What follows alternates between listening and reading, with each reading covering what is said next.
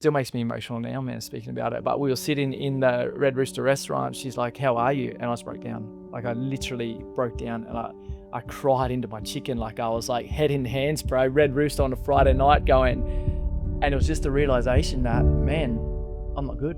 I'm not good. I am. To do an intro on you is not straightforward. You're multifaceted, your sports identity, a very successful business owner, ex-real estate owner. You've won 2 World Cups in touch football. Dan Withers, talk to me. Thanks, man. Thanks for being here. I'm excited to be here and have a yarn to you about all of that and some other stuff. I guess the journey you spoke about, obviously like anyone, graduated from school, had no idea what I wanted to do. Like honestly, I speak a lot at schools now, and my first message when I go in is, for the students of today, the question you always get asked when you're at that age is, what do you want to do with your life? I was one of those kids that honestly thought, I absolutely don't know. 3 of my brothers are electricians. My dad's an electrician, so I thought I'll just be an electrician. And not one part of me wanted to be an electrician.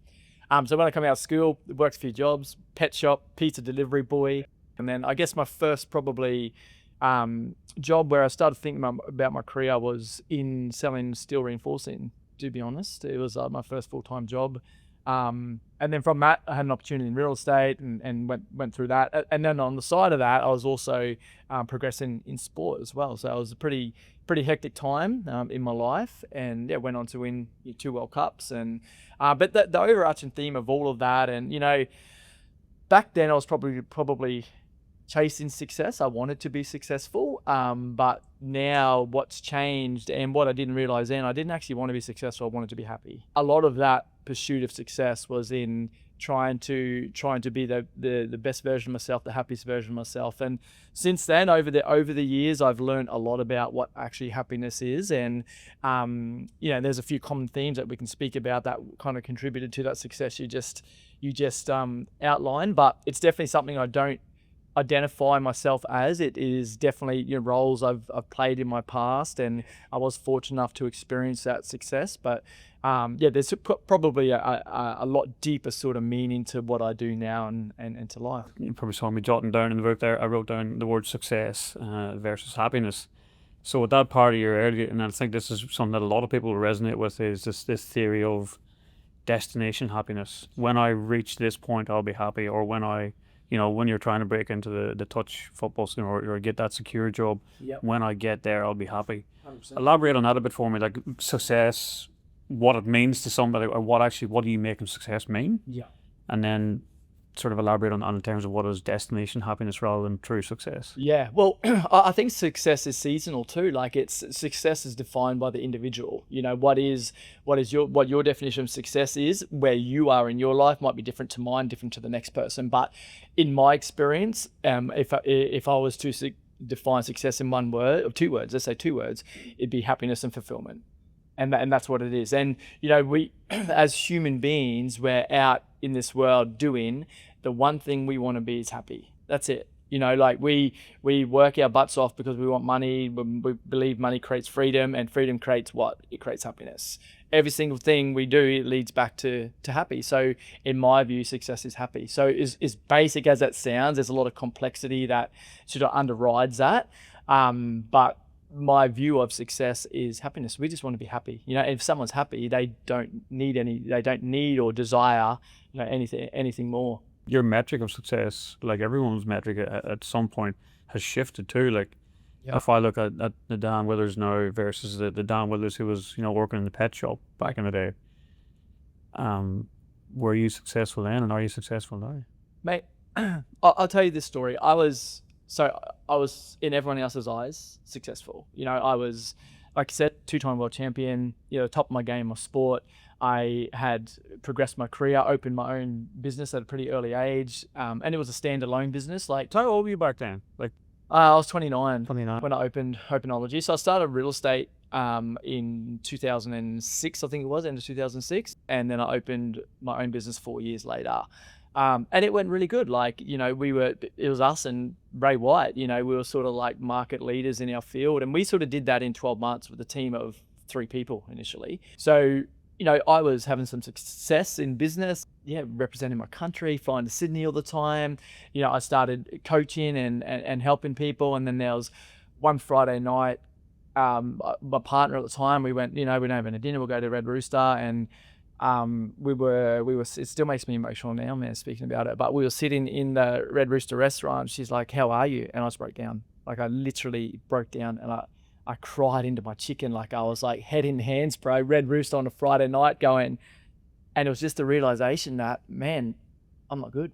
I'm not good. I am so busy running, trying to keep my head above water that, yeah, cool. My sporting career was going well. I was building wealth. My work career was going well. My relationships were broken. Our relationship was broken, and all of the other parts, it wasn't fun. None of it was fun. So it just wasn't balanced, and it was that I remember going home that night thinking, man, I got to do something. And I just remember going to bed and waking up the next day and like, I've got to shift something. And for me, that was probably the pin drop moment in my life where this isn't success I'm pursuing. Like, this is actually pain. And it's the other side of success that people don't see. I was pretty broken. So it sort of led me on a different journey.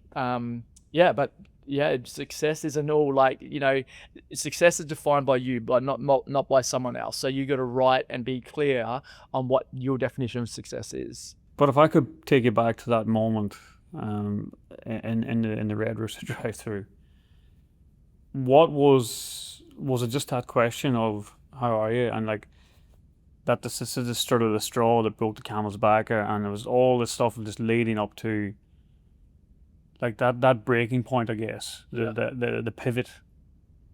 I want to touch on that for a moment, because I think, when you were talking about that, I'm actually getting a little bit I can think of my own life when there's been these moments that have happened to me. But I think it's important to explore that moment in that time, just then and go, like, if you look back then at what you were doing, trying to build a business and do everything, how much of that was to try and prove other people wrong or prove something to yourself? You know what? That's a good question. And that's always been a real motivating thing for me, especially in sport. It really has been I had a lot of disbelievers. I still remember this one game. I was a 16-year-old kid and I was playing A grade in Rockhampton, and he rolled it to me. And I'm like, sir, that's a penalty. Sir, that's a penalty, blah, blah, blah, blah. And the coach on the side was like, not my problem, you can't effing catch, blah, blah, blah. And I said something back to him. Then the whole side, I was rucking up, and he's like, Withers can't play. Withers can't play. I'm like, man, bro, you're 60 years old, I'm 16. And then the team got on board. Withers can't play. Anyway, I remember being at Christmas Day that year following, and I remember going, I don't want to train today. And there's a voice coming into my head like, Withers can't play. And I put my boots on, and I used to run this 3.4 kilometer lap of our block. And this was Christmas Day before lunch. Man, it was hot and on bitumen. And I remember taking off, and this thing just fueled me. Like, I remember there was a 60 kilometer an hour sign, and it was 800 meters from home, and I was busted. And I just remember these voices come into my head. Withers can't play, mate. I'd run a PB that day, and then I realized at that time that a lot of that was to prove people wrong. A lot of it was, I'll show you. Like, I'll literally show you, The gym was the same. When I started the gym, I remember someone who I had a really close relationship in my life said, it will be a fun thing to do, but you'll never make a career out of it. And I remember setting up, I was only talking to Court the other day. She's like, can you remember that night? Like, it was 12 o'clock and you and I were there, and her dad come down and bought some brushes and we're painting like on our logos on the floor. The timber floors. Yeah. We had to get up at 4 o'clock the next morning to start coaching again. I'm like, I can't remember. I think I blocked it out. She's like, no, and that in those moments was born out of proving people wrong. Like it really was. And I think that's one of, like, for me, like it's very powerful. Yeah. But it's also incredibly dangerous. So the power of that is obviously it's taking you to levels that other people weren't willing to go to. Yeah. And I think that's something I want to touch on too, about your mental strength and I don't know, again, whether this was in relation to proving people wrong or just proving something to yourself, but I can remember numerous times in your career where you played through fucking horrific injuries. Yeah. And how much about that was proving something to yourself? I suppose this touches on that internal external reference. Yeah. So if you could touch on that, maybe firstly explain to me what your understanding of internal reference versus external reference is, and then if that's a fair enough question, what was going on in your life at that time, I suppose, and even now, like how much of that plays a role in your business mindset, not even in the sport, but like that internal external reference. I think a simple way to sum that up, internal versus external, is you and them. You know what I mean? So internal reference is for you. Like what is it that you not necessarily even prove to yourself, but what is your inner dialogue? How do you represent reality through your body and your mind? Who are you doing this for? Are you doing it on behalf of your own happiness? And externally referencing is, are you doing it to be seen? Is there something, and from being seen, that it always comes back to your internal reference, because from being seen, there's some somatic hole that you're trying to fulfill in being seen. By being seen, it brings joy to me, and there's that happiness piece again that I'm pursuing. So it is, and I think the beautiful thing as a human is we balance, we float between two of them. But one of the biggest, I guess, realizations for me was that if I'm constantly trying to pursue this external validation, it leads to pain. So it's being conscious enough to stand back from your life and actually go, how am I going? We talk about now, and in these days there's a big mental health shift, which is awesome, and that we have those days of are you okay days. And I spoke a couple of months ago, and I said, the question we shouldn't be asking, I mean, it's great to ask, is we shouldn't be asking once or twice a year, are you okay? What we should be asking every single day when you look in the mirror is, am I okay? And if we ask that of ourselves, look in the man in the mirror, and you're asking yourself, am I actually okay? We can get to the point where we ask that, and then we answer that honestly. And then if the answer is no, then we go and seek whatever we need to help us. We abolish a lot of the issues that we're having now. Whereas, now it's like, are you okay? Are you okay? Well, the question is, mate, hang on, are you okay? Am I okay? And that's one thing I ask myself every single day.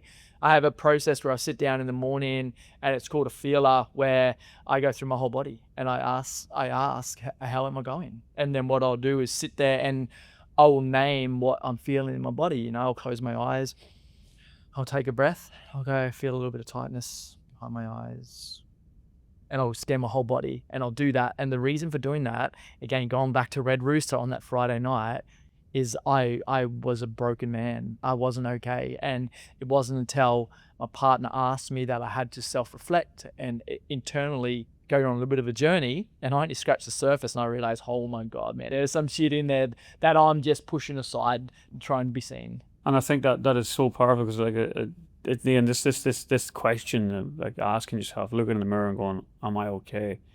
And I think you could relate to this, and I know certainly every single bloke I know, hands down, if they ask themselves that question, the truth would surface momentarily, and then they'd fucking bury it and just go, harden up, get on with it, like fucking stop. Yeah. Like I think that's part of that male conditioning, I suppose. It's not human nature, in my opinion, anyway.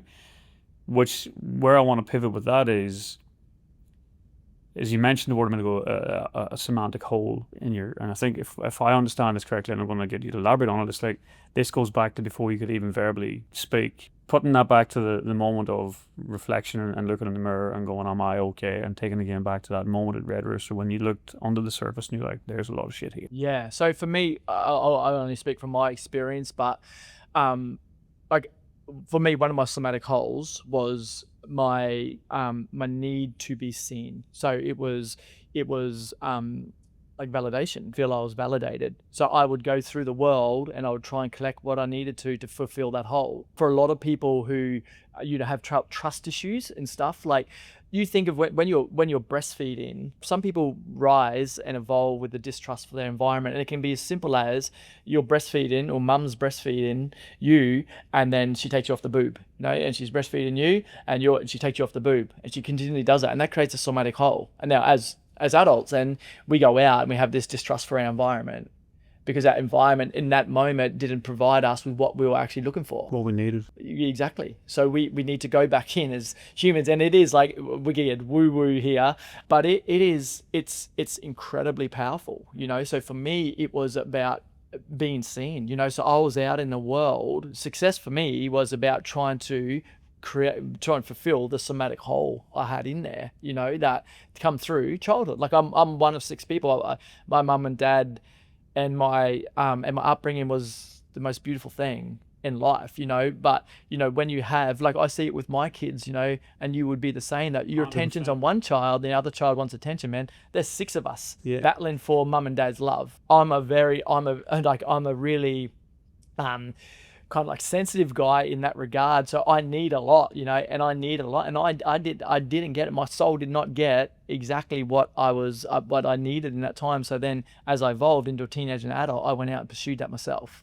And I did that, and then it hurt me badly. Which is the thing, like when you talk about it then, like we're both parents now. We got, you know, I got 3 kids, you got 2.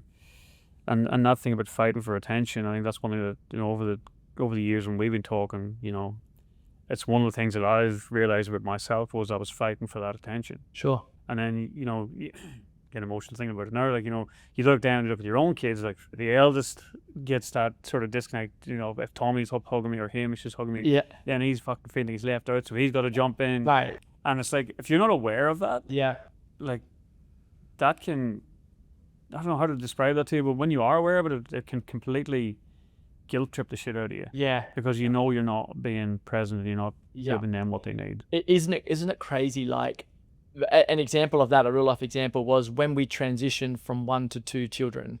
You know, like our firstborn child, literally they get everything from mum and dad, you know. Center of the world. 100%. When we transitioned to our, and we are so in contact with our kids, like Court and I, we are so in contact with them. You know, we still co-sleep. They sleep in our bed. The roughest night's sleep ever. There's feet and stuff everywhere. That's how connected to our children we are. You know, because in our belief, children, all they want is connect. Yeah. You know, at some point, our eldest boy now, he's 7, and you can see him starting to go and move away from us. And they do at about 8 years old. Hey, about 12 months, he'll never want to sleep with us again. They're like, we don't want to go put our 3-year-old in a bed and have him lay there and miss mum and dad. Like, that breaks my heart. So for us, like, no, come in. And then when you're ready to transition in your evolution, you'll move away from us. But when we transition from 1 child to 2, it was so hard for our eldest kid because he was used to everything. So he was the most beautiful kid, and then, man, I swear he just turned into the devil. Like, we were like, our next door boy was like 3 weeks old, and he was walking up just going bang. I'm like, dude, and you're trying to like keep it together, but I'm like, man, anyone else hit my kid like that, and it's like, you know, it's game on. But and this went on and on and on and on. And then from our 2nd to 3rd child, the transition was way smoother. I used to sort of a little bit of divided attention, and it wasn't such a big step. But we all we seek is connection, right? And when we don't get that, you'll find it somewhere else. You know, trying to do homework with our eldest kid, with our little 4-year-old boy around, it's hopeless. And you can't do it. My goodness, man. It's actually quite a cool thing to sit back knowing what he's doing and witnessing what he's actually trying to do to get attention back on him, to get connected. Because he's floating around trying to win your... Mate, it's everything. Like behavior that he never ever does any other time. But it's just like, you know, what's important from a parent's perspective is understand that he's not being a naughty little 4-year-old boy. He's just saying, Dad, love me. Dad, I need you right now. Dad, stay connected to me. Dad, I'm scared when you're not around. You know, so when you see it from that perspective, it just changed the whole way that you parent. I think there's a shift there. Like if I look at that part of you now, and go back to, you know, the early Dan, you know, in the early days of you know, finding love and all that, and having this next step into, you know, being a dad and a partner. Like there's such a huge shift there from being, you know, a one of 6 people competing for attention to being like this dad that you are today, and that so many of us look up to and appreciate the man you've evolved into. Apart from the Red Rooster thing, there must have been some door that opened or a shift that happened. Like this work that you talk about, and it's daily and it doesn't stop. Take me back to what opened the door for you, because like I said, you opened this door for me, but I want to go back now to where that door actually opened for you. I was driving along, it was either Burska or Dean Street in Rockhampton, and there was a house, and out the front there's a sign that said meditation. So this is going back, I don't know, 15 or 16 years. I didn't know what meditation was. I don't know why it even appealed to me. But then I went to where I was going, I come back and I stopped at the front of the house and I took a photo, and I rang this person. I said, meditation, what is it? So this lady answered the call and she explained to me what meditation was. I was like, oh man, that's a bit full on, you know. So what was meditation? What did she say to you on the phone? I can't exactly remember the words she said, but I just remember that it was just like close your eyes and go on an inward journey. And I was not, from a maturity perspective, I wasn't ready for it there. I never went there. I always said I'll book in. But that was the first time I guess I reflected and went, hey, there's some sort of work to be done here in this system, right? And then I was in real estate, working at Harcourts, and I sold a house to a lady who mentioned at some point she was a life coach. I'm like, oh, a life coach. I guess the word coach probably resonated with me. I was, coaching teams myself. I was being coached by people. I knew the influence of a coach, and I guess I've got a really logical mind, and my mind, sort of said to me that, hey, if I want to be a good football player, I aligned to a football coach. If I wanted to start tennis, I'd need a tennis coach. If I want to be good at life, I need a life coach. Yep. 6 or 8 months period of time went on, I rang her. I said, hey, long time no chat. It's Dan here. I sold you this house a little while ago. I remember you saying to me that you were a life coach. She's like, yeah, I am. Are you still practicing? Yeah, cool. Can I meet with you? So if you're enjoying this and you've liked what you've heard so far, it would mean the absolute world to me if you would like the channel, subscribe to the channel. It takes 2 minutes, and what that will do is allow me to continue to grow this channel and make sure that we're talking to the people that you actually want to hear from. Like, subscribe. It would mean the world to me. Can you take me through what this is? So we went to a cafe, and she sat down. She's like, so Dan, who are you? It was the first question. Didn't said good day, literally sat in the seat and said, so Dan, who are you? I said, oh, I'm Dan and I'm in real estate. And she's like, no, yeah, but stop all that. I know that already. Who are you? And I went, I don't know. She's like, that's life coaching. It's discovering who you are. It's discovering what your drivers are. Yeah. And I said, sign me up. So I signed up there, and that was the first thing. So I signed up on a program with her, and I probably worked with her for 12 months straight. And that was kind of like the first step into it. And it just opened me up to, I had a lot of and I couldn't label it at the time, but a lot of anxiety though. So my dad's side of the family, there's a history of anxiety. And I didn't know what this feeling was. It wasn't really spoken about then. Like we're talking 2006, 2007, right? I would feel out of breath. And it got so bad that the only relief for me from breathlessness was when I played touch. So I remember going to touch going, I'm excited to escape this feeling. I remember my girlfriend at the time, she had this old combi van we used to drive around in. I remember driving along going, am I having like a heart issue? My breath was so shallow and so short. And when I look back a few years later, it was anxiety, man. So there was that, and I think that was the thing when my body just understood that there was something else. There's something that it needed, and that's where it come from. So I started working with the life coach, and it was beautiful, and it sort of just started. I understand it. Like the first thing I remember about that is we are here having this. We're a spiritual being, and we're here having this human experience that we label as life, and we're made up of three things: a mind, body, and emotion. And it just broke it down beautifully. And each of those three things controls how we feel at every moment in time. And that's out of all of the year I did with her, that's the one thing I take home, and it's still true today. And then naturally you start on a bit of a journey, So I started doing this thing. I used to get up every morning. I didn't tell my family. I didn't tell my partner at the time. I used to go to my rumpus room at 5 a.m. I used to go to gym at 5:30, and I used to do affirmations. I used to sit there and speak into the person that I wanted to become, right? And I used to do it with push-ups, sit-ups, and squats. And I would sit there and I would do my affirmations. I would speak about what I'm grateful for, and then I'd head out the door and I would go off the gym. And I was pretty hot-headed. And I just remember this time I was driving along with my brother, and he's hot-headed, man. He's real hot-headed. And this car, we're driving along near Brown Park, this car cut us off, right? And he was in the passenger seat, I was driving, and he went to reach for the horn. I whacked his hand away. No, don't. And he's like, but I'm like, man, they didn't set out an agenda to cut us off.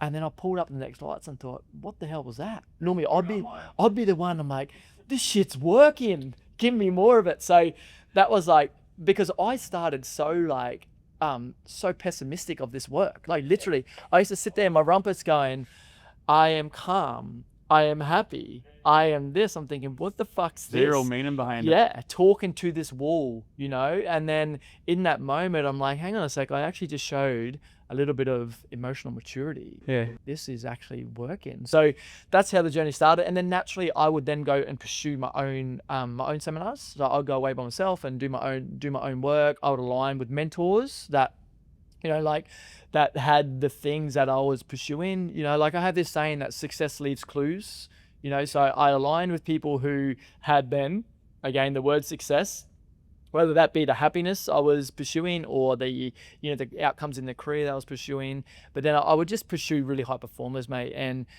then from there I went down the path of a heap of like neurolinguistics programming, coaching, breath work, and a lot of different like healing and development, you know, methodologies. So then here we are now. Like I still use the stuff, yeah, every single day. But it's just like you develop your big toolkit, and some days you need a clamp, and other days you need something else. And that's how I look at it now. You know, this morning I woke up and I sat down on the couch and I did my breath, and you know, I might wake up and go, I'm gonna do 330s, you know, a breath. And this morning I did probably 315s because it's just what my body wanted, you know. And then I did a couple of breath holds. And so it's about having all the tools in the bag and then taking what you need at the day. There's not one way to do something. That's part of the thing that I jotted down a couple of notes here when you were talking.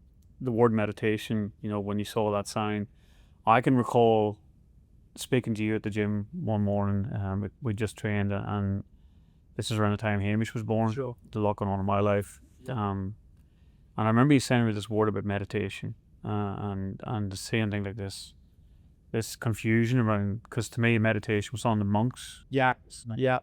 I don't know if you know this, Dan, I'm not actually a monk, so meditation's probably not going to work for me. Yeah. There's a resistance to it straight away. There is. I remember sitting in the gym, and you said just find a space, and I went to the furthest corner. It's a big gym. Yeah. And I went to the furthest corner because I didn't want anyone behind me. I didn't want anyone looking at me. It was like so self-concerned about how I appeared. Yeah. If I recall this correctly in my head, it was like, okay, I'm just going to get you to jot down your thoughts. Sure. And then don't worry about what it looks like. Don't try and write it neatly. Just dump it on the page. And we did this for like 2 or 3 minutes. Yeah. And then the whole ethos was to try and look at where your thought patterns were. Whether you're operating from imagination or memory. Correct. Yeah. So this is where I'm coming back to the whole question I'm trying to get at here. Is this resistance to meditation, but then looking at where anxiety comes from? Because I think when I look at that piece of paper that I've still got in my folder, I know that a lot of my stuff that I was in my thought train of that, okay, what are you thinking about now? It was all future based. Sure.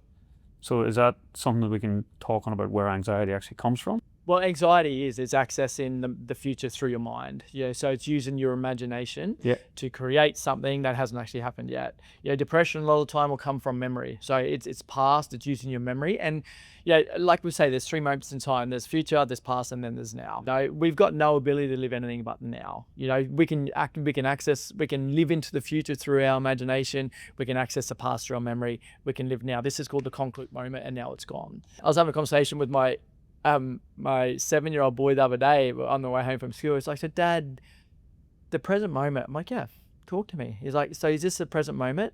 Yeah. He's like, Dad, is it gone now? I'm like, well, it's here again, isn't it?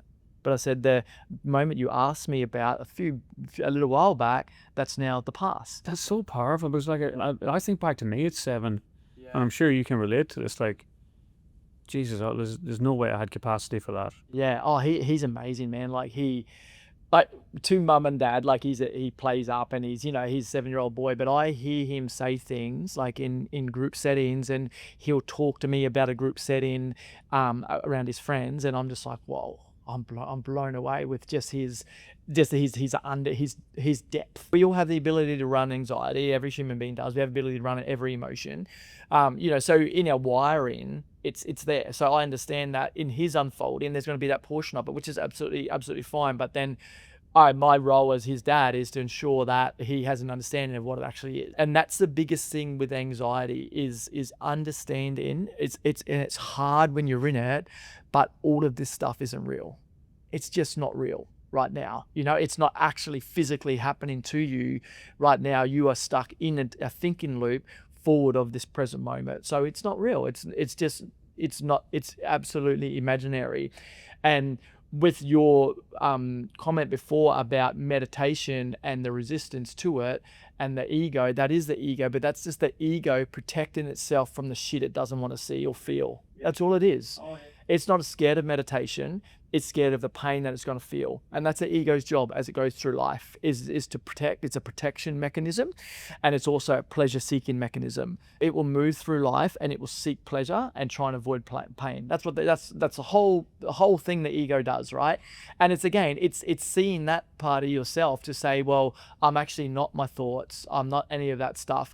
The ego sits in your head. Your body's the excavator, and the ego's just the little dude or lady pulling the sticks. You know what I mean? And if you've got a ego that's causing issues, well, go and fucking find a new one. Go get a different operator. Take your operator away to some more training so it has a better understanding of the machine and the outcomes that it wants the machine to get or pursue. So, and that's personal development 101. Is looking at the ego, because we all have, anyone in the Western world is egoic. There's like I say, we're a dualistic human being. We have who we're actually born as and who we believe we are based on the structures of our ego. And when we talk about ego, it's not the inflated opinion of oneself. It's your character. It's all of the things you picked up in your childhood that at some point you married to be your truth. First 8 years of your life, you were told. So 0 to 9 years, like basically you don't really do too much. You sort of lay around, you poo yourself, you drink a bit of milk, you cry when you want stuff. And then at about probably a little bit earlier, six months, your identity starts to form. Like you're told, oh, you're a cute girl, cute boy, you're this, you're that. So then at 9 months of age, up to about 4 years, you go through a journey of social conditioning. So it's that's where you're told who you are and how to be in the world. Charlie, when we walk into this supermarket, I want you to behave. I want you to be quiet. I don't want you to touch anything. I want you to do this because that's what good boys do, right? So you're told how to be. You're told, Charlie, you're a boy. You're a clever boy. You're a naughty boy. You're a mischievous boy. You're this boy. You're that boy. You're that. So that happens from 0 to about 9 months to 4 years of age. At 4 years of age, we enter a second block of conditioning called institutional conditioning, where we enter structures, and we enter systems, and then we're labeled, aren't we? We're like, okay, you're intellectual, you're not intellectual, you belong to this group of friends and not to that group of friends. At about 8 years of age, the roof on our head is screwed shut, and then we marry that to be our truth. So here we are as fully grown adults running immature structures that we learned as children. And to test that, I say to people, if you're walking through Stockland and someone comes up to you and says, oh, I hate your pants, shit pants, you actually respond to them. You want to punch them the same way as you want to punch them in the playground when you're 7 years old. Whereas now you're trying to be an adult about it. Yeah. So you're like, you still carry the same emotion because it's an immature program that's running, so that same program that was running as a 6-year-old boy or girl is now running as a fully fledged adult.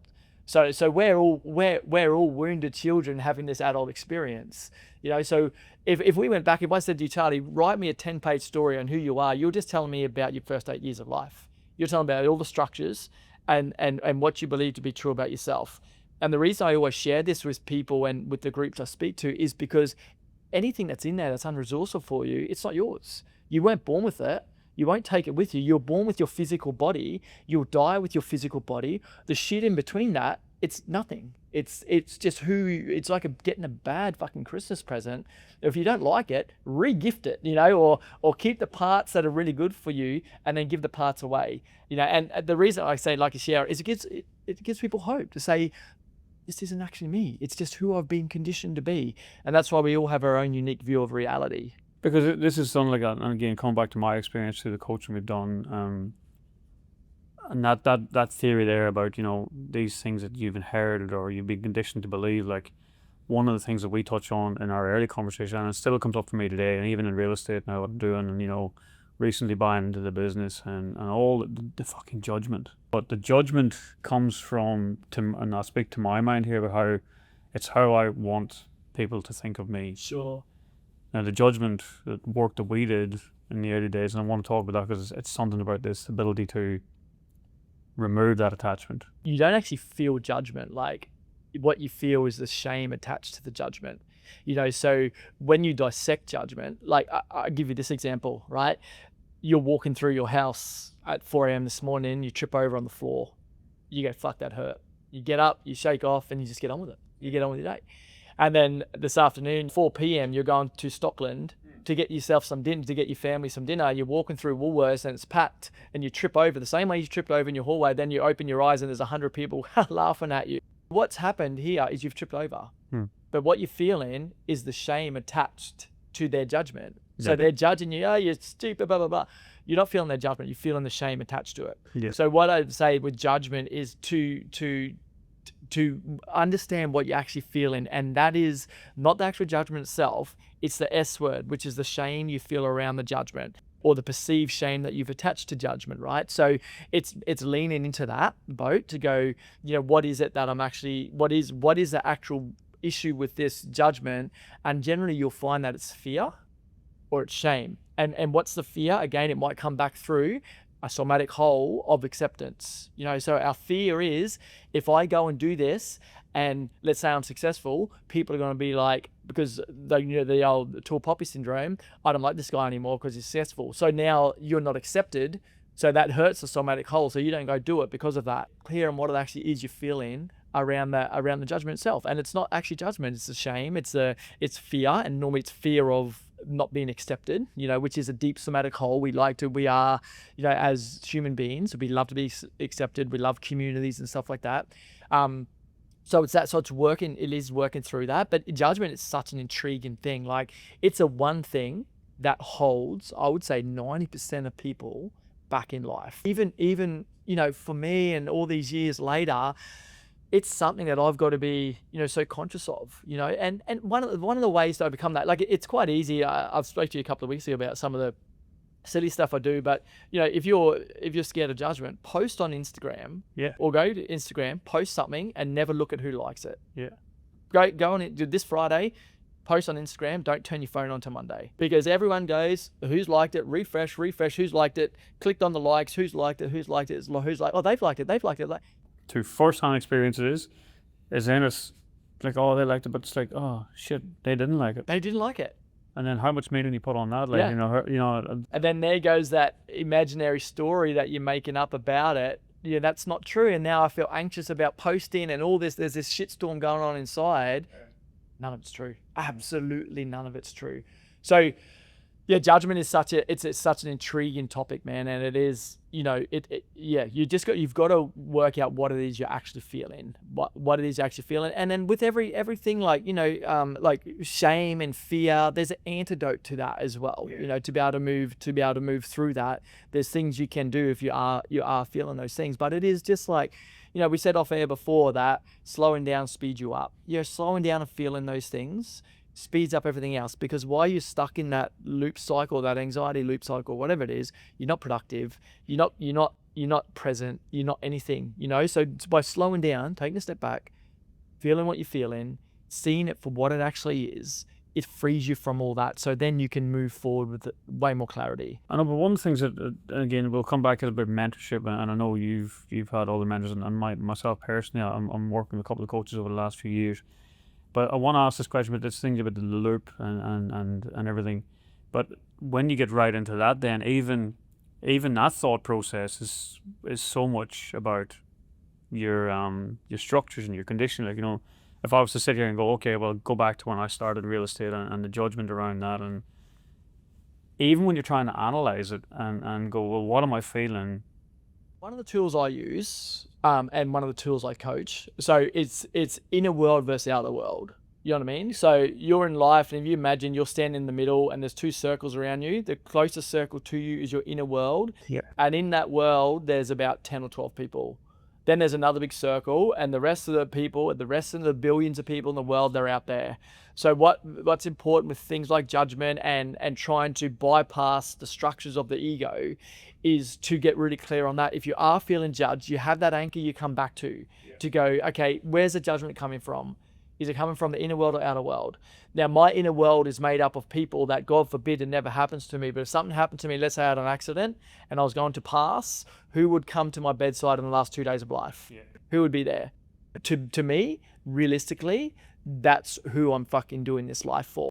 And everyone else, I'm not. You know, that's what I'm doing. That's what I'm doing everything for. I heard that analogy is like the raining funeral. Sure. Because I heard this thing, I don't know if it's true. I mean, probably a lot of it's just hypothetically made up. But it's like that analogy that if on the day of your funeral, if it's raining, like 28% of the people who you thought would be there just won't come because it's raining. 100%, man. 100%.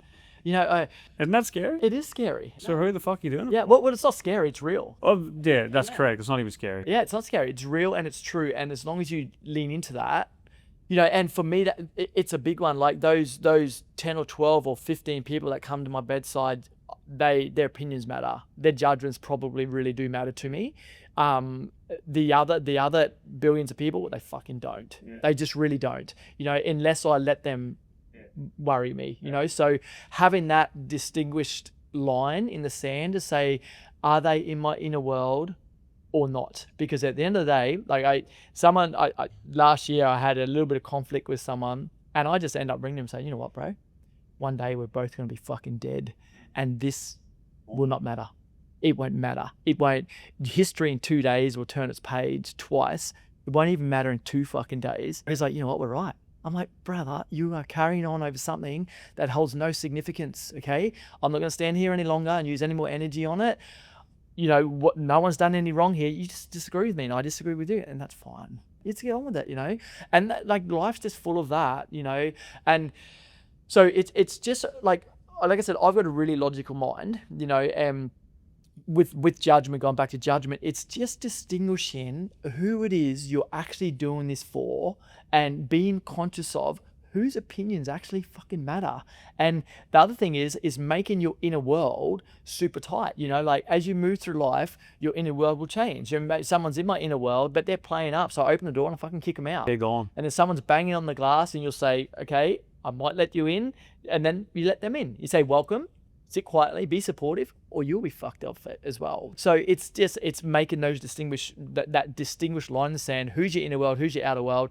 The outer world is always going to fucking judge. People generally in the world today, majority of people are quite unhappy in themselves, right? That's just a reality, unfortunate reality. That's why I'm here doing this work because that actually hurts me pretty badly. But you've got to understand that they are unhappy and painful. When you come from a painful spot, you create pain in others, you know. But you don't allow them. You know, they're going to judge you the same way they judge everyone else in the world. How important is that to consciously make that decision? If someone like Dan Martell, one of the fellows I work with, he has a saying. He says, "Your network is your net worth." You're not here to help me. You're not in the inner world. To make that conscious decision to remove them, and then how you do that. You've got to be true to yourself and true to your values. Now, if it's something you don't value, well, just don't do it. And if it's something that you don't value and continually doing it, you're just going down the path of pain. You know, so it's when that pain of doing something or associating with someone that you don't want to associate with, when that pain becomes greater, then actually having a conversation with someone to say, no, I'm not going to come. Yeah. Is only when it will change, you know. So one of the things a strategy I use is future pacing. You know, if I continue this behavior or if I continue operating in this network group, where am I going to be in 5 minutes from now? Probably nothing will change. 5 months from now, 5 years from now, 20 years from now, and then I'll take myself to that spot. So if I continue what I'm doing for 20 years from now, where am I going to be? Yeah. And reality is, for some people, they might be fucking dead.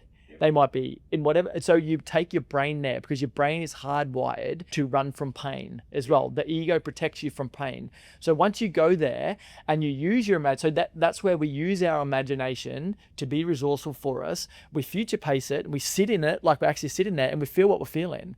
And then the brain goes, oh, no way. The body, the nervous system doesn't want that. So then it will make the change, you know? So like for me, like I know personally, my network's really small. Like I'm just not interested in, like I don't drink, and people were like, oh, you don't drink. When did you go sober? I'm like, it wasn't a choice to go sober.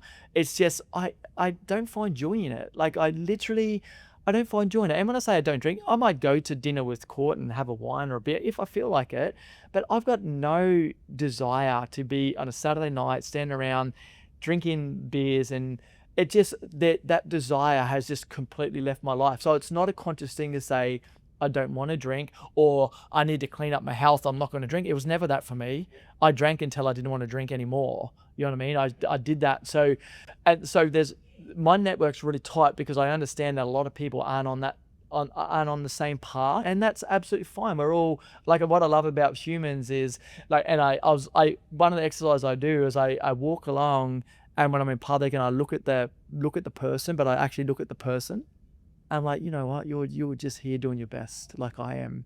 And it allows you to actually see them for the human being they are, you know, not for the human doing that they believe they are, the human being. I walk along and you look at them. One of the most awkward exercises I ever did, I went to this conference one day. It wasn't a conference, it was like a seminar.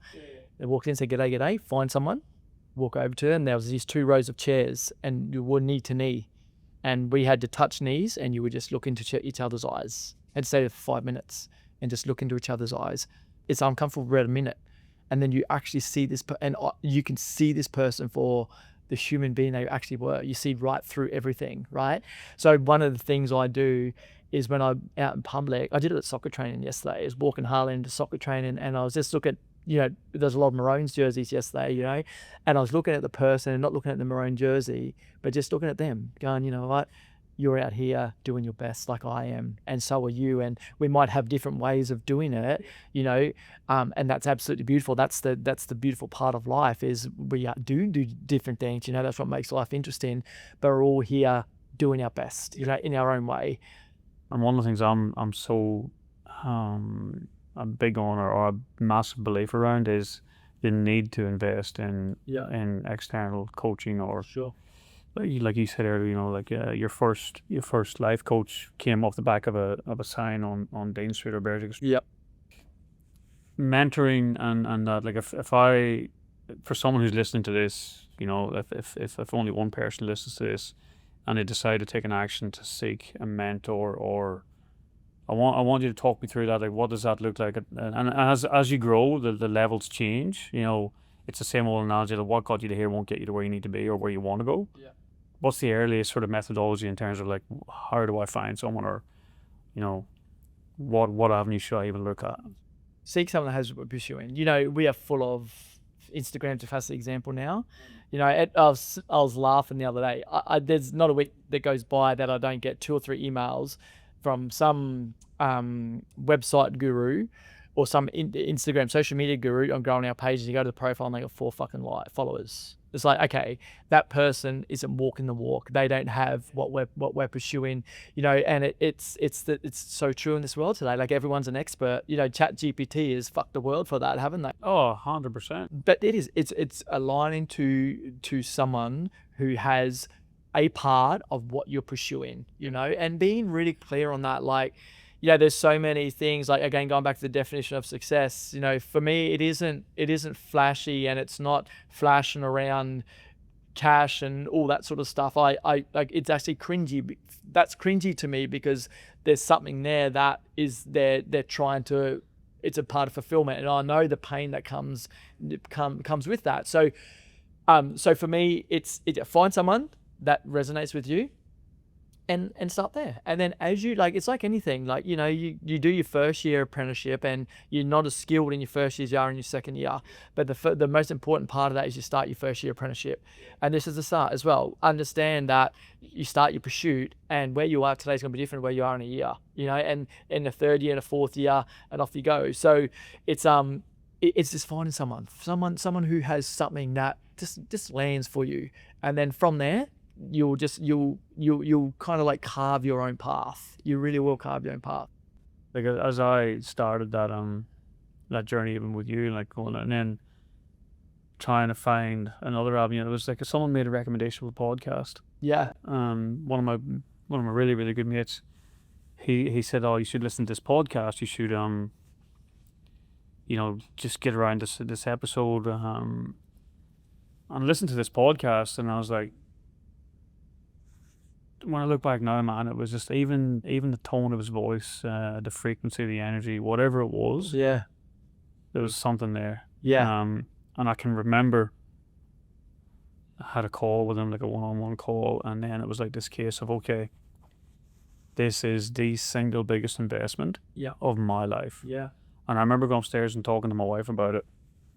And again, this is just showing you the level of the growth. I mean, I think it was like 6,000 Australian. Yeah. You know, which again, it's come back to your money story and everything else, but it was a lot. Like, and Kate was like, I don't know, like, you know, we don't exactly have $6,000 laying around to just throw at these. Yeah. You know, what's the benefit, like, in her mind? Like, and she'll openly say this. In her mind at that point, she was like, well, what's the return? Sure. What's the fucking return? Yeah, yeah. What's $6,000? What are you going to get back out of this? And I couldn't answer that. And in the end, stubborn head of me, I went downstairs, I jumped onto internet banking, and I sold shares at a loss. Yeah. I remember hitting the sell button. Yeah. I didn't have a lot of shares, and I sold them at a loss. So stupid, like, when you look back, I'm like, you really idiot, you should have done that. But it was like my Neanderthal brain at that point was, well, I'm going to make this happen. Yeah. And I don't need Kate's approval because I'm selling my shares. It's not our money. So I sold the shares, bought the course, and it was a 14-week program. And mate, that has been that investment has 50x. Yeah, it's cool. Yeah, isn't that cool? Like, and I think we all have that story. I mean, and you have that point. Anyone who's has pursued something that they're really passionate about, has that point in their life where it's just like, how am I going to do this? Yeah. And you just find a way. You just make it happen. Yeah, 100%. Going back to Ology, like, funny story, man. When we launched that, so I finished it. I was working for Hardships Real Estate. You were an agent under their brand. Yeah, so I worked for them for years, and then I had Jacinta and Megan, so we worked in a 3-person team. I was kind of like the vendor, the lister. Jacinta did the buyer stuff, and Megan was the vendor manager. Oh, she's great, man. She's so good. So anyway, we were working at Harcourts, and I was about to play World Cup in 2011, and I finished. I was at crossroads with real estate. I was like, you know what? It was really hard for me because it was sort of like I would work all week, you know the hours, and back then it was a different market. It was a very different market. I'm not gonna say it was a harder market. It's just different market, you know. Like, I was thinking about it the other day. I was thinking about this yesterday. There was 1 month I put 17 houses on the contract, had 9 fall over.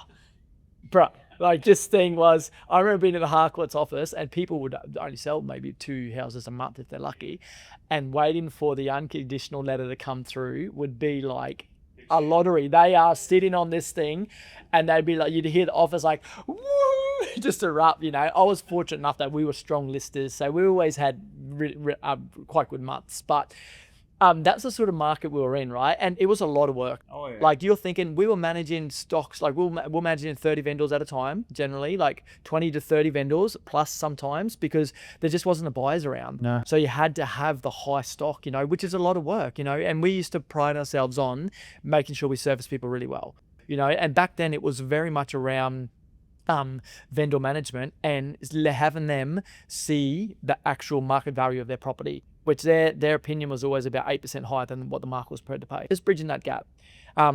So it was a lot of energy, man. So I would do that all week, and then I'd generally jump on a plane on like a Friday night, fly to Sydney especially in the lead up to World Cups and stuff like that. I'd be there really often. And then I never had a connected flight back to Rocky. So then I would have to fly to Brisbane on the Sunday night, stay there, back Monday. And I did this for ages, man. And I would come off the training park, you know, in between, like you're putting your body through the ringer. I'd come off in lunch break, you know, the boys would be sitting around chilling. I'd be on the phone, man, making these calls, doing buy callbacks. Yeah. Sorry, buy callbacks. And it was a lot. I was burning. I was absolutely burning. So I got to the point in 2011, I'm like, I don't know if I'll do this anymore. And I actually went for an interview at Channel 7 as a sales rep. Oh, really? I'm like, yeah, I'll do it. And it was literally the money. I was just like, I was earning really quite well in real estate. The Channel 7 salary was like 1/6 of what I was earning. I'm like, I don't think I can do it. Like we had some investment stuff. I'm like, I don't think I can do it. So I went, you know what, I'm not going to do it. I stayed in real estate a little bit longer. And then part of the burnout was as well, I just felt like I was really creative, and I couldn't express that in the company I was with at the moment. Like I put together my own TV ad and did all that sort of thing, and that was like extracting teeth. You know, I'm out there, their brand was on the TV and had this TV ad, and back then no one did that, and it was just hard. So I'm like, you know what, I'm stopping. So I stopped and I went overseas. So I went overseas. We played over in Scotland. I went overseas for a couple of months, and when I was overseas, I was unemployed. I was like, no, I don't know what I'm going to do when I come back. Maybe that Channel 7 job sounds good. And then I thought, when I was overseas, I was communicating sort of with me, because I'm like, I'm starting my own real estate. Megan she had left because I had left. She'd gone to work at another real estate. Jacinta was still there. So I come back and said, you know what, I'm starting my own brand. I'd love to have you guys, no pressure. They're like, we're coming. So they come. So we started putting this thing together. And then I remember this day, man, and my partner at the time rang me. She was on a work trip in Mackay, and she rang me. She's like, Dan, I'm going to dinner. But I'm at dinner.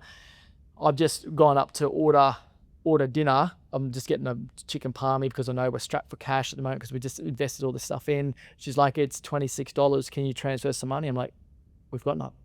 Like, Holy. we've got nothing. She's like, what do you mean? I'm like, bank accounts are empty. I'm like, could you borrow some money off one of your colleagues? I had this big coin jar in my top cupboard full of coins. I went to the bank man and cashed this piggy bank in, and it was like $300 something. Like we were all in on this thing. I remember sitting there, and it was, I think it was Melbourne Cup Day in 2011, and the doors opened, and in my head I thought, like, this is going to be like Apple iPhones. There's going to be people lying down the street. You unlock the doors, like, man, there's no one here, eh? I remember sitting there thinking, I got two options here. Single fucking swing. Yep. You know, and to me, that was like, off we went. So then 2 weeks in, I've never borrowed money for business. I rang mum and dad and said, can I borrow $3,000? I needed to pay Jacinta and Meigs their first wage. And I said, but you know what? This is like, we opened in November. I said, I'll get it back to you by Christmas time.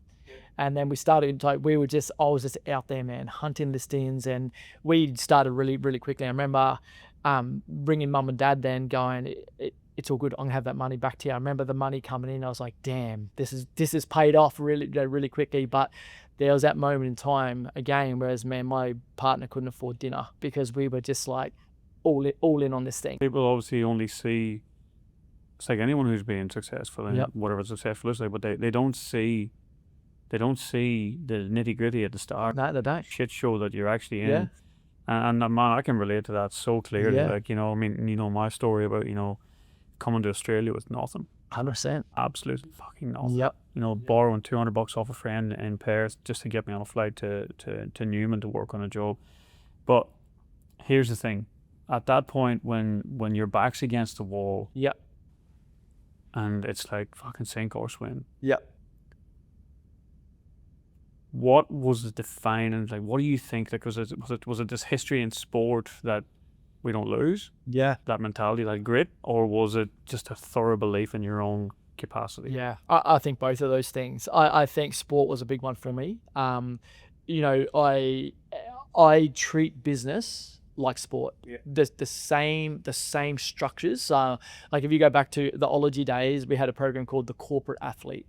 And it was literally that. I used to treat our team and our meetings like a sports meeting. Yeah. You know, and it's and when you look at success, like everything has a structure around it. Yeah. The structure for me in business, sport, life, it doesn't change too much at all. But to answer your question, there was two things. There was a point that I performed highly before, and I just have an unwavering belief in my ability. You know, I really do. I believe that I'll always find a way. You know, I feel I'm very creative. It took me a long time to see that. Like I graduated from school thinking I was dumb, straight C student, told I talk too much, told this, told that. It wasn't until I started doing my own work that I realized beneath all this bullshit I was told is this incredible creativity that just wasn't nurtured in the system, right? And we could go off the deep end, like we could talk for days. We share very similar beliefs around the whole school system. But the thing about your, and I know this is to me too, the infinite belief in my own infinite potential. Yeah. It can be dangerous too. It can be. It can have that, you know, you're like that blindsided by, you're just so unwavering in your own beliefs. Yeah. that sometimes you need someone to give you that reality check. Yeah, and I think it is that balance, because it can be unhealthy. Like the other thing I think, Charlie, that really helped me in those moments is I know I have a good work ethic, and one of the things I used to speak about, which I wouldn't speak about now, that, even if when we're opening the gym, if you open a gym across the road, I would believe that I could outwork you, and I know that's a big part of success. I believe I could just stay here and outwork you to get the outcome that we're pursuing. So there's a lot of different things that sort of went into that, but it was an unwavering belief in my ability and my creativity and my work ethic and all those things, which now when I go into schools and speak and do those sorts of things, they're the things I want to leave them with. I only spoke to, again, we're driving home from soccer practice yesterday, and one of the things we're trying to work on with our little boy, he's very skillful, but he's very sensitive and standoffish. So he doesn't want to make tackles because he might hurt someone, So I spoke to him about that, and I said, Darren, one of the things I love most about you is how hard you work. I never put it down to outcome based. It's never outcome based. Put it down to traits of character. And in this world, there's a few character traits that if you have, you're just going to be successful. You're defined to be successful, And it was the same transition into the gym, man. Like people would go, man, you've started this gym, it's just gone like that. The profit and loss in the first year? What the profit and loss was? $40,000. I made $40,000 and First year, and we had a few hundred members. $40,000 because every cent I invested back in, And people are like, oh man, you must be killing it. Like, brother, you've got no idea. But I was prepared to do that, and I knew that, and that's just a part of my character. And you know what the truth is about it? It wasn't until about 4 years in, I looked at the profit and loss, and I went back and thought, what did we actually make in that first year, 2015? I'm like, damn, no wonder things were tight, like 40 grand. Literally, you're working 52 weeks a year, 6 days a week for less than $1,000 a week. This is $40,000. We had sold the real estate business, thankfully. I'd gone through a divorce at that point as well, so that was hard. Like there was a lot going on. The fact that you were hardcore, just coming back to the real estate, because obviously I'm quite keen on that part of it. Hardcore's Ology, when you look back at Ology and you built it from the three of you starting it out. Yeah. I think Jobby came on board as your graphics guy eventually, or maybe he was there from the start in the background doing the branding, whatever. Like, how many team members did you have at the top then, and sort of rent roll and all that sort of, like, what sort of numbers were we looking at? We had what did we end up with? There would have been 7 or 8 selling agents, which was a pretty big team back then. Yep, in that market. I think maybe 3 in property management. And then we had Jubbo doing all the graphic design, videography, all that sort of stuff. And then we had an administrator on the front desk doing all that sort of thing. So we grew into a pretty reasonable team. Yeah, because I didn't know you back in those days, but I can remember the old Saturday morning bulletin, the blue pages. Yeah. Always remember that branding. Yeah. Like you were punching in those days. Like you were. Yeah, we were doing really well. Like considering the market, it was tough, man. And that was the thing back then, is your skill set had to be good. Like it really had to be good. And that hasn't been tested the last few years here. And for me in real estate, when I started in real estate, I would go around, like I got in real estate, went to Lowe's, bought a suit 3 times too big for me. Like, I've seen the photographs. Oh, brother, it was bad, And then after about a month, I relaxed, and I'm a sweater too. So I'm sitting there in summer in this suit. Yeah. I'm hearing you. And then I just settled into my own sort of rhythm. But I used to go to listing presentations, man, and lose. Go in there, and that people would say to me, I love your enthusiasm, I love your energy, I can see, but where's the results? Basically. So I got dirty. I went, fuck this. I'm going to create a skill set so big, so good, so when I'm up against these people, there's no doubt. So I created my own listing presentation, and I used to walk in there, and I used to do the listing presentation, and then I'd leave a little bomb under the seat. And I'd say to them, so Mr. and Mrs. Bender, are you inviting more agents in? They say, oh, we're thinking about it. I'm like, I 100% recommend you do. I'm like, and when you do, sit them down in that chair and get them to demonstrate to you the process that's going to see you net the outcome that you want, which is the highest possible price in the shortest time on market. Let me know how you go. I'll give you a call tomorrow. They just invite them in. And I used to show my confidence. So sit them there. My skill set's better than them. I want them to come in, and I don't want you to choose them on the fact that they've sold properties. I want you to choose them on their skill set because I know mine's better. And then I'd ring them and say, how'd they go? They say, Dan, come list my property. So I used to get up every morning then. I'd do a presentation at your house. Come up every morning. I'd buy a morning newspaper the next day, the commitment letter. I'd go back to my buy database. I'd match your property. Next morning when they woke up, I'd go out at 5 a.m. When they woke up, on their front porch or whatever would be a newspaper, a thank you card, a commitment letter to say, I'm committed to the process. I've matched our database. We have 7 groups of buyers, which I've contacted.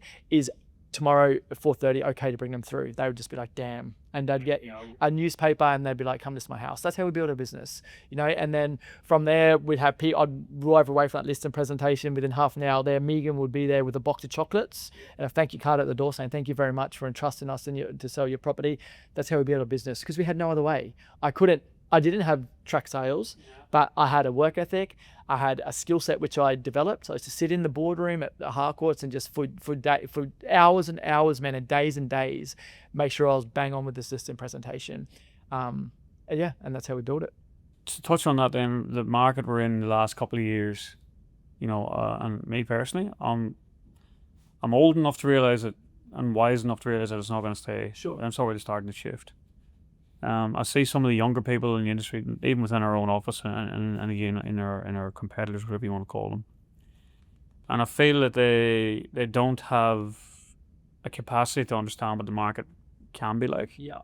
And then, as a business owner, you're looking at those people going, well, how can I develop them? And am I wasting energy on trying to get people to elevate themselves? Like, what advice would you give to me in a changing market, trying to bring people along for the journey who, do you know what I'm saying there? You can't, really. You can't. Like, you can provide the coaching. Their character is going to be tested when it gets hard, and naturally there's going to be a high attrition rate. People are going to go back to the trades they come from and did that sort of thing. And I saw that in my early days in real estate. As I come in, the GFC was just setting in beautifully, so I was coming in, everyone else was fucking out the door. Brother, I just bought a real estate business at the top of the fucking market. Yeah. But you know what, man? Like, it doesn't shift, brother, because like the thing with your team and with you is to create a skill set. Because what doesn't shift is, let's say there's, I don't know how many people in real estate in Rockham, let's say 100, there's a lot, right? As the market decreases, there'll be 50. So the slice of the pie just becomes bigger. The pie doesn't shift. It's just you got to find the same size slice. And you guys have a big slice now, but it literally comes down to skill set. And it's not, there was people in the market then who would list a lot of homes. Like, anyone can list a home, but not everyone can align it to market value. But we're already seeing a lot of properties go to market. And you look at it with the competition, you pitch for the business, and people come to me all the time, so I lost that to X, Y, or Z. And you keep an eye on it, right? Yeah. And, there's one example the other day, within 6 days, had $100,000 price alignment. Yeah. Because they list the seller of the property hears this figure and they go, yeah, that's cool, I'll get 1.1 for it. And then straight away it's at 990, like within 6 days. So that's definitely happening. But then coming back to that skill set, and Jacinda's probably one of the best in the business at it. Like, and I think that's probably a testament to the skill set you learn on you. As you said, it's price aligning. It is your seller really, really quickly. Yep. And even that tactic, that used to be tactic back in the day. And I still remember what I used to say to people, Mr. and Mrs. Owner, you're going to have people in here and come in and appraise your property 100,000 more than what they can actually get for it. I'll tell you what the problem is, that in the first 15 days on the market, every buyer's going to touch your property in some way, shape or form. They're going to make a decision based on one thing, price. And whether that price makes logical sense for them or not. And there's a fair chance they won't come back and revisit it. If you miss the mark in the first 30 days, you are costing yourself thousands of dollars on the back end. The way we're going to do this is price it logically. Instead of having one buyer compete for your property, we're going to have 12 buyers compete for your property. And from that, I'm going to use my negotiation skill set to go through them and extract every single cent from the marketplace. So I just used to talk openly to them, about that, and leave bombs in chairs for people to sit on. Like, literally leave them there. So when they sit down, you go and blow up. You know what I mean? I was a prick. But I'm like, I was like, man, this is my skill set. This is what I do. And I know we've got a very high skill set with this. And for me to compete, I had to be able to demonstrate that. And I used to do it live at dining room tables. I loved that part of the job. It was fantastic. I know, and we've touched on this a couple of times outside of this forum, but like, I think you've got so much to give to real estate. Just in terms of your. So the question I'm asking, I suppose, is there ever an avenue where you'd come back in, even as a coaching? Like, did you ever toy with those ideas? Probably 18 months ago, I put together a real estate package to do real estate coaching. And I was only looking at it last week. And what it was, like when I look at it and go, the market has changed. The one thing that hasn't changed though is the ability to create a skill set. And that's all it is. So to answer your question, yes. And the reason I stopped is I just probably didn't have time, but it was going to be to come back in to offices and say, like, this is exactly what I did. This is literally the blueprint that we built, took our business from 0 market share to competing with Ray White in 12 months.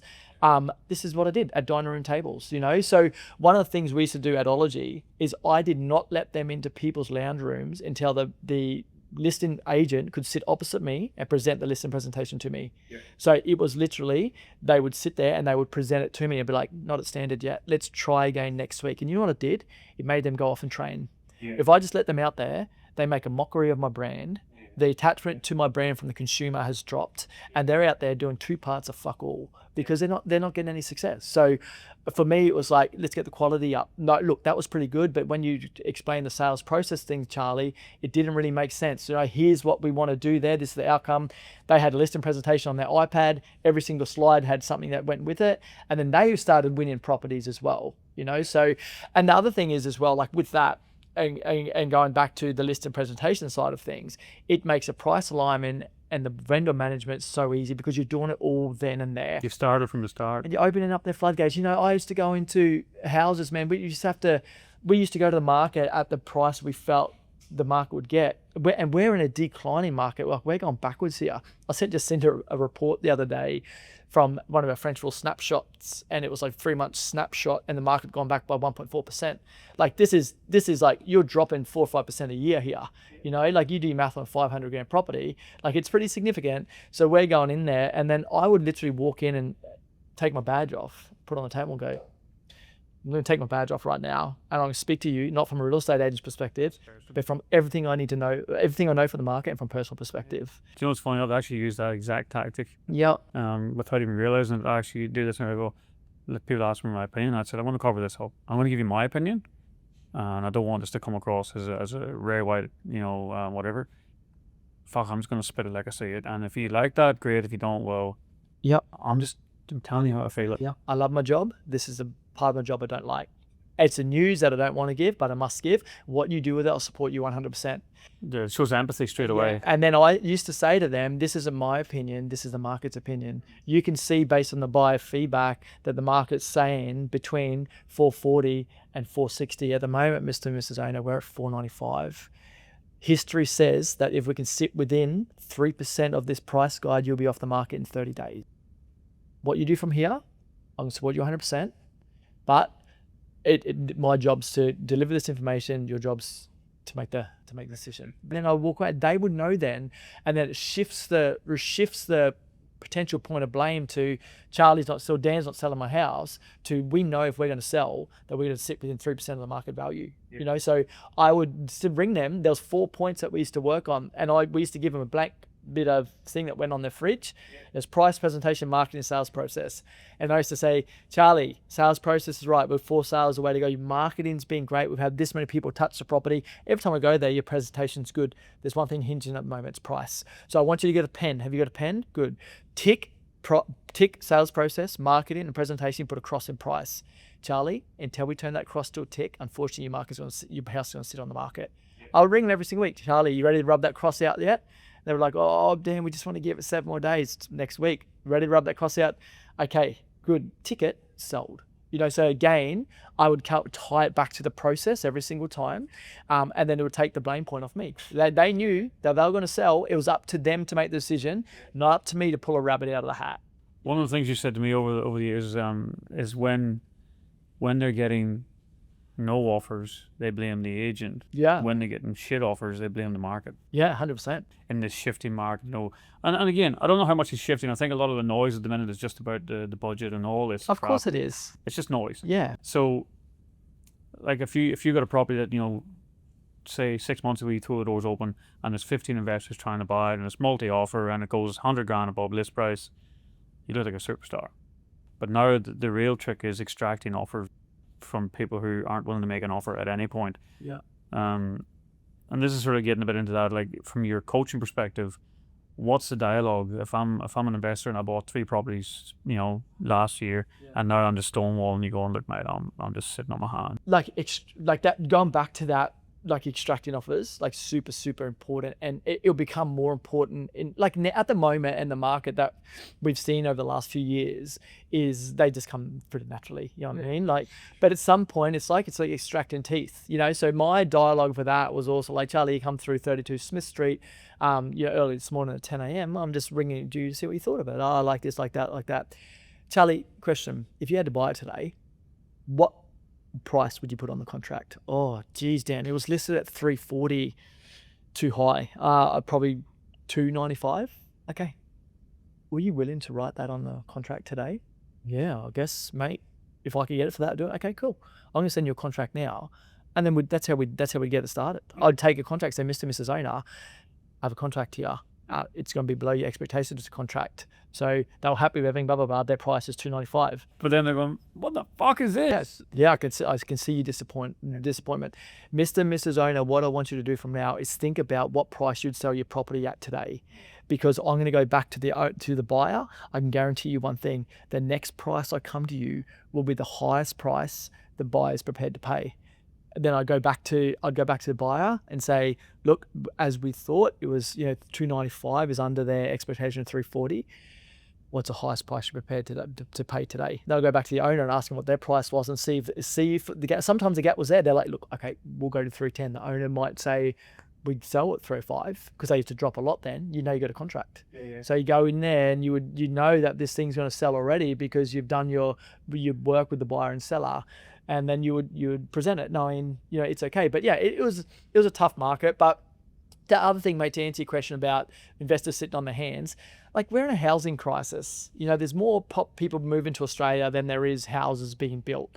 Like, we're in a housing crisis. We're like, sure, there's people living in tents at the moment, and that's a heartbreaking part of the reality we're in, but the pressure on the housing market is at an all-time high, and it's going to stay at an all-time high. So sure, history says that prices will move. It has to. If you go back through history, it's done this the whole time, but what it's done from here to here is always gone up. But along the way, it's done this, and it's going to do that. It has to do that, So yeah, but the thing in real estate now that's going to be more important than ever is a skill set. If you don't have a skill set, you're going back to whatever job you did beforehand because you're going to get chewed up and spat out. So going back to your team, what you should focus on is a skill set. Like, they need to be highly skilled operators, man. They need to walk in, and when they walk out, they only go, man, Ray White is sharp. Yeah, Ray White is sharp. Absolutely. Yep.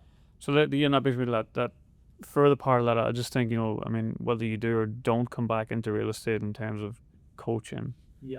I just think there's so many.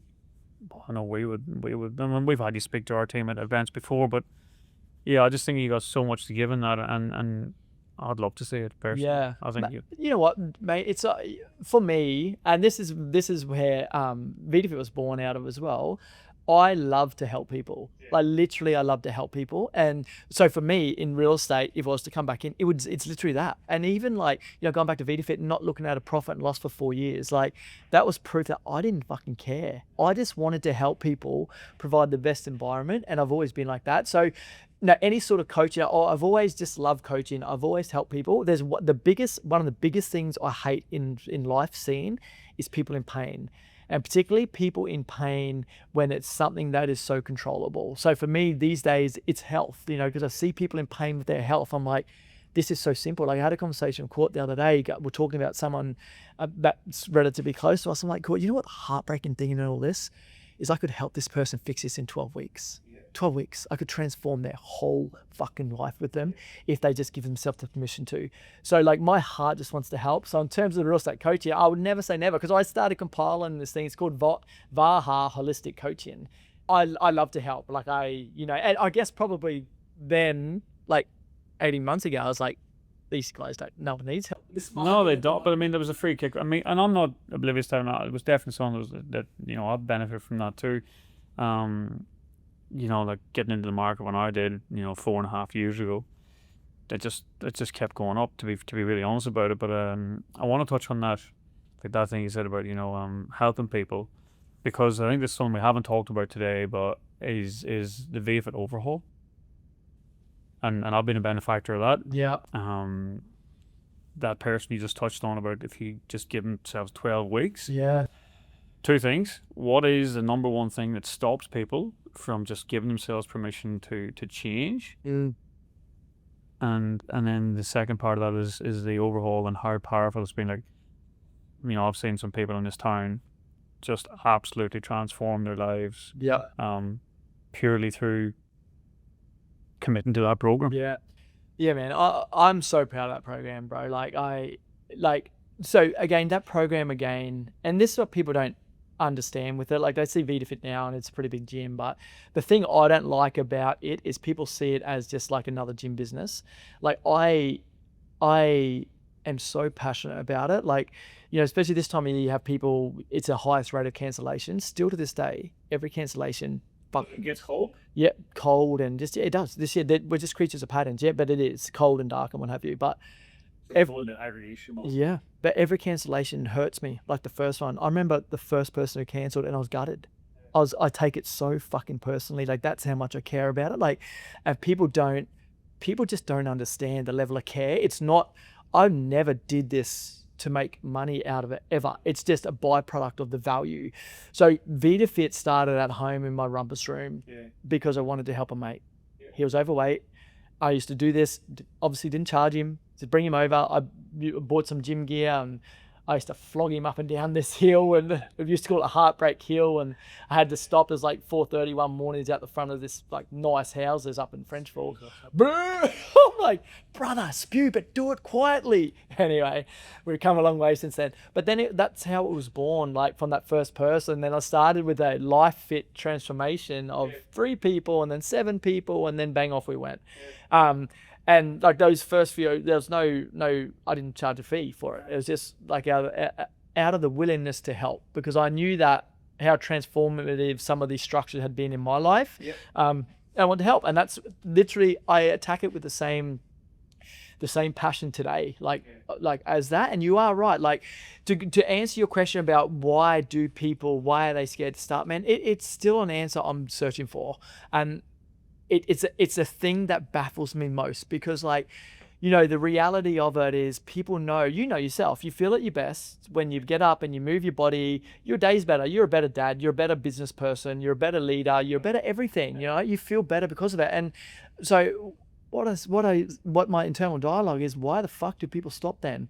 And the only thing, and this breaks my heart, I can think of is in their conditioning, they don't feel they're worthy of it. Self-worth. It's self-worth, man. They don't think they're worthy of, a fit and able body, a clear and consciously available mind, and they just go back. They just go back to these patterns, and honestly, man, it breaks me. It's like, it really hurts me. If there's one thing that you could say to people like who've tuned into this, or even snippets of it, like what's Dan Withers' message today? What's the one thing that you would love for people to hear?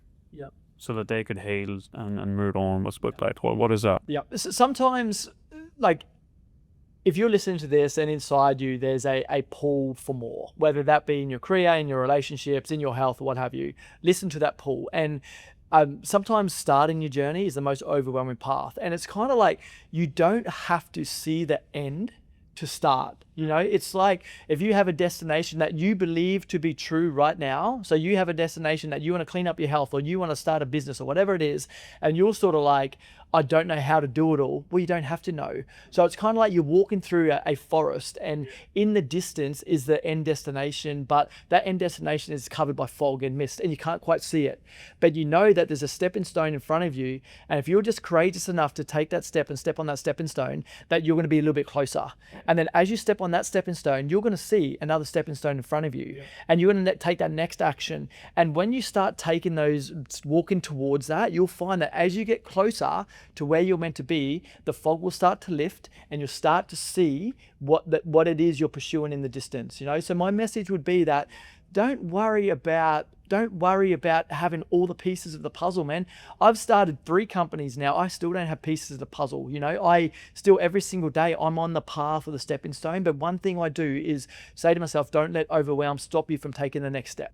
If you want to start a clothing brand and you don't know what to do right now, get on a website, go to Alibaba and get a prototype from China. Or go buy something from Lorna Jane and send it over to China and say, can you make this? That's your first step. Or if you can't do that, say go buy a post bag to do that. You know what I mean? Tomorrow, go buy the garment. The next day, put the garment in the bag and send it. So you just got to stay on the path. Like I said, don't worry about trying to see the end goal and being really clear on your path. The path is never clear. And the truth about it is sometimes when you start walking that path, you step on the stepping stone, you go, hey, I kind of like this stepping stone to the left now, so I'm going to go left. But the only mistake you can make is not starting that journey. Step on the stepping stone, and at enough steps forward, the fog will clear and you'll see where you're heading. There's 2 things that resonate out of that for me. And this is what I hope that people can take out of this, is my coach Lisa, who I still work with, love her to bits. She says to me all the time, like, the clarity comes from taking action. Yeah. So many times in our lives, we're not actually sure what the destination, like you just said, we're not really sure what the destination looks like or where we're trying to get to. But Jesus Christ, you take the first step, and that's clarity. That's the first thing I'd like to hope people get out of this, is take action in some format. And the second thing that I think is really, really powerful, and I have to remind myself of this even now, we often look to where we're trying to get to. Yeah. But how often do we fucking stop and turn around and go, measure backwards? Look back to the forest. Look how far we've come. Yeah, 100%. And you're right. Like, a lot of people feel they need to be motivated to start. Motivation comes after the action, not before it. Like 100% it does. So just start, and by start you build motivation. It's like doing a workout at the gym, man. I rarely feel motivated to, but you go down because the missing motivation is laying on the gym floor. So I go down unmotivated. As I walk through the gym and do my workout, I pick up the motivation. I sit back in my seat and I'm motivated. So motivation comes after the action, not before. Yeah. Dan, I could sit and talk to you all day, mate. We've done this before, just in casual conversations. I want to try and get through this without getting emotional, mate. How much you mean to me. Sure. I'm definitely in a place in my life that I wouldn't be without you. Cool, man. I appreciate it. Gratitude, man. I just have such gratitude for you, for what you do for the community, the family man you are, the beautiful family you're raising. I think I remember at the gym not that long ago, I saw you there in the evening time with the kids in court running around, and I saw your little message going like, how much it fills me to see that. Sure. I just have such gratitude, Dan. And the second part is to sit here today and have this conversation with you. I just fucking love the fact you take the time, man. Cool, man. It means so much. I love it, mate. Thank you for having me on. It's been awesome. I'm Charlie. This is Talk to Me.